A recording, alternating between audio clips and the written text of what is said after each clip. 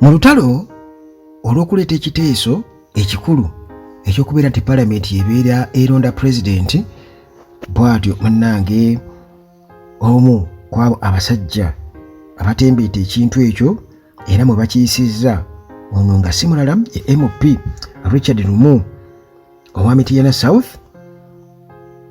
Ono nno munnange mu kuggusa ensonga ye bw'atyo yatandise dda omulimu okubakana n'omulimu gwe yasaba Speaker wa Parliament Anita Among n'amukkiriza nti agenda mu maaso. Newankubadde nga mu lutula lwe lumu olwali eggulu ekiteeso ekya Theodore Ssekikubo kyagaanibwa oba kye yali abuuza kyagaanibwa nga Speaker agamba nti ebyo by'e Kampala tebirina kubeera ate eno.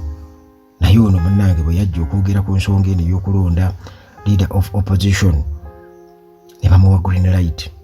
Kakati munnange Mityana South MP bw'atyo akyabakanye n'omulimu okukubeera nti nno aleta reforms zino, reform proposal, newankubadde nga UPC munnange yo yabigaanye.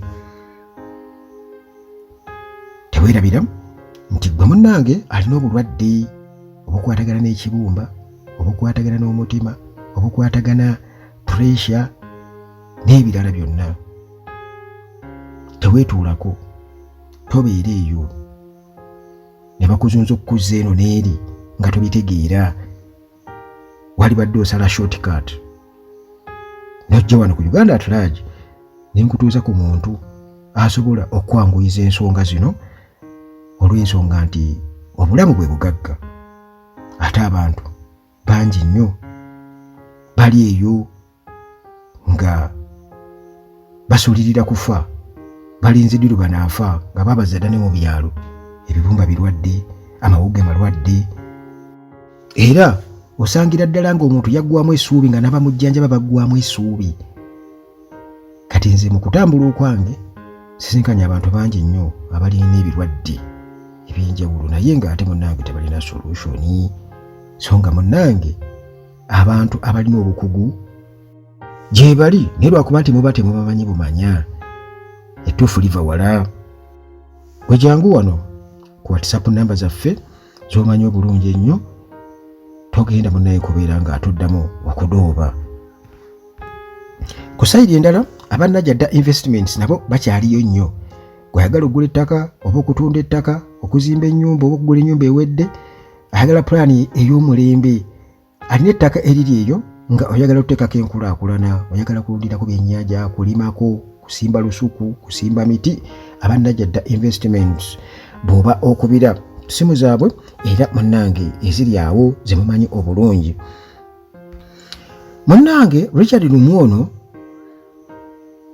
omubaka owa Mityana South bw'atyo kakati muvu gyazzaako kwe kukonsalutinga okwebuuza acha mukubirayo ayagala genda munnange ate ojjoogulino jjooguli yennyini ayagala genda ssebo ku kitebe kya NOP wali ekya National Unity Platform ekya NOP. Kati olwo mbw abeebuuzeeko ku propose eno, ku proposed parliament amendment bill nange era nga si ndala yonna wabula nga ekigendera kyayo kyakusalawo butya leader of opposition bwalondebwa okusinziira munaye ku report zetufunye. Webuzibidde Mande nga 9/2024 aba UPC ab'ekibiina kino ekya Uganda People's Congress bo bino baabiganye, bamugambye nti biiru yo gikomyeyo togeza n'ogisembeza ku Uganda House. Togeza sajja agikwata n'agigaaya. Mwali mulabyeko abagaaya endagaano nga baagala okubuza obujulizi, agikwata n'agigaaya. Naye agava eyo mu kampi ya NOP ku nsonga y'okusisinkana Lumu ono ne biiru ye namutaayiika Bobi Wine already munnange yageze mugambe togezaako okubeera ng'osembera nga ojja obebbera ne biiru yo okuleka mpozi ng'olina ky'otwagaza, tetugenda kubeera nga tukusisinkana kikafuuwe ejjoogo. kakati olwo ate agende ne mu UPC ennaku z'omwezi nga 10 lunaku lwa 2 agendeyo nayo abeebuuzeko, naye bwe bamutegeerezaawo dda nti muganda wange totawaana tojja. Kakati era bw'atyo Richard Lumunga atukakasa nti biiru eno munnange emaze okubeera nga emalirizibwa okugidraftinga. Baali babidraftinga dda kubanga alina bamuyambako bangi, amuteekamu ssente y'empuuga, kitwakitegedde nti kakati olwo bamaze dda okubeera nga bagidraftinga era nti erinda bulinzi certificate of financial implication okuva eri Ministry of Finance. Ebirodi biba byakoleddwako dda, naye nga bo aba UPC bakiganye. Jjukira nti biiru eno nga mu kufuna green light okuva eri Speaker of Parliament nga Private Members Bill ng'egendereddwamu kubeera ng'ekola ennongeesereza mu Administration of Parliament Act basobole okubeera nga ba enhancing operations eza Parliament, era nga bagamba nti batekitinze bantu buntu, bo bwe bagamba nti batekitinze bantu buntu nga bwe bagamba nti batekitinze Ssennyonyi naye te nga kiraba n'omuto. Era biiru eno kwegamba mu kugezaako kusapootinga pointi yaabwe bagamba nti era mulimu n'okubeera nga bakendeeza ku bammemba abeetaagisa oba abeessalira abalina okubaawo nga bajja obwesige mu sipiika, deputy speaker wamu ne bakomishona, era nga baagala basalire ddala omuwendo ku 2/3 majority be bammemba nga 10 nti abalina okubaawo.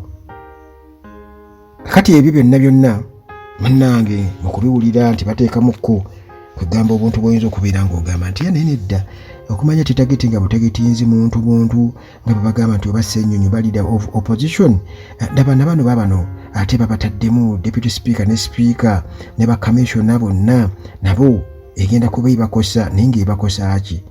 Kubanga already bo babeera bamanyi ate bo batunuulira kiriwo essaawa eyo anti bagamba nti okulemererwa waakiri boonoona, okulemererwa waakiri boonoona.